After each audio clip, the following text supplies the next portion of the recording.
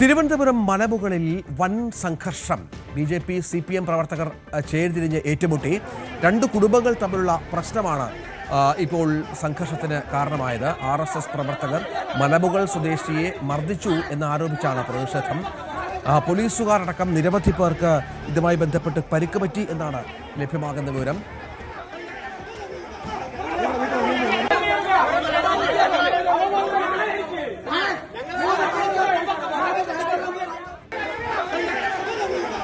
സാരംഗ് സുധാകരൻ വിവരങ്ങൾ പങ്കുവെക്കും. സാരംഗ്, ഇത് ഈ BJP CPM സംഘർഷം നേരത്തെ പറഞ്ഞതുപോലെ ഒരു BJP നേതാവിൻ്റെ ഭാര്യയെ അസഭ്യം പറഞ്ഞു, ചില പ്രശ്നങ്ങളുണ്ടായി, അത് പിന്നീട് വ്യാപിച്ചു. മറ്റ് സ്ഥലങ്ങളിൽ നിന്ന് BJP പ്രവർത്തകർക്ക് അവിടെ എത്തി. പോലീസുമായി പോലും പ്രശ്നമുണ്ടായി. ഒരു പോലീസ് ഉദ്യോഗസ്ഥൻ്റെ നില ഗുരുതരമാണെന്ന് പറയുന്നു. ഇപ്പോൾ ഈ സംഘർഷത്തിൻ്റെ അവസ്ഥ എന്താണ്? ഇത് പരിഹരിക്കാൻ പോലീസിനായിട്ടുണ്ടോ?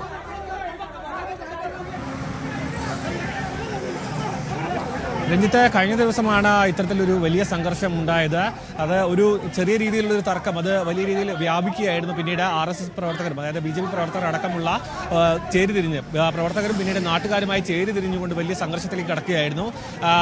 പോലീസുകാരനടക്കമുള്ളവർക്ക് വലിയ രീതിയിൽ ഗുരുതരമായ പരിക്ക് ഏറ്റിട്ടുണ്ടെന്നാണ് ലഭിക്കുന്ന വിവരം. എന്നിരുന്നാലും പിന്നീട് അർദ്ധരാത്രിയോട് കൂടി തന്നെ പോലീസിന് ഇവിടുത്തെ ക്രമസമാധാനം തിരികെ കൊണ്ടുവരാൻ, അതായത് അവിടുത്തെ ക്രമസമാധാന നില പഴയ രീതിയിലേക്ക് തന്നെ കൊണ്ടുവരാൻ സാധിച്ചിരുന്നു എന്നാണ് മനസ്സിലാക്കാൻ കഴിയുന്നത്. അതായത് പോലീസിന്റെ അന്വേഷണം ഇപ്പോൾ തന്നെ ആരംഭിച്ചിട്ടുണ്ട്. മാത്രമല്ല കേസെടുത്തുകൊണ്ട് വട്ടിയൂർക്കാവ് പോലീസ് സ്റ്റേഷനിൽ തന്നെ ഇപ്പോൾ കേസെടുത്ത് പോലീസ് അന്വേഷണം ആരംഭിച്ചിട്ടുണ്ട്. ഈ ഒരു സംഘർഷത്തിന്റെ പ്രധാന കാരണം, അതായത് ഇതിന്റെ തുടക്കം എങ്ങനെയാണെന്ന കാര്യത്തിൽ വ്യക്തത ഇപ്പോഴും വന്നിട്ടില്ല.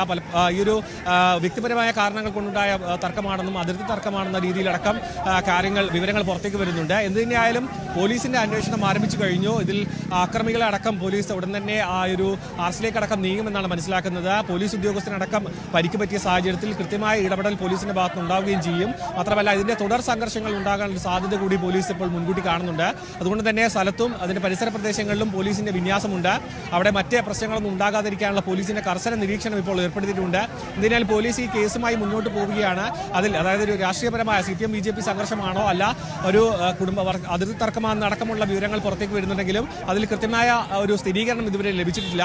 എന്തിനാലും വരുന്ന മണിക്കൂറുകളിൽ തന്നെ പോലീസിന്റെ ഭാഗത്തു നിന്നും കൂടുതൽ വിവരങ്ങൾ ലഭ്യമാകുമെന്നാണ് മനസ്സിലാക്കുന്നത്. രഞ്ജിത്ത്, വലിയ സംഘർഷമാണ് വട്ടിയൂർക്കാവിൽ ഉണ്ടായത്. മലമുകൾ പ്രദേശത്തുണ്ടായ ഒരു പ്രാദേശിക തർക്കം അത് രൂക്ഷമായി കാര്യമായി ബാധിക്കുകയായിരുന്നു എന്നാണ് ഇപ്പോൾ ലഭിക്കുന്ന വിവരം.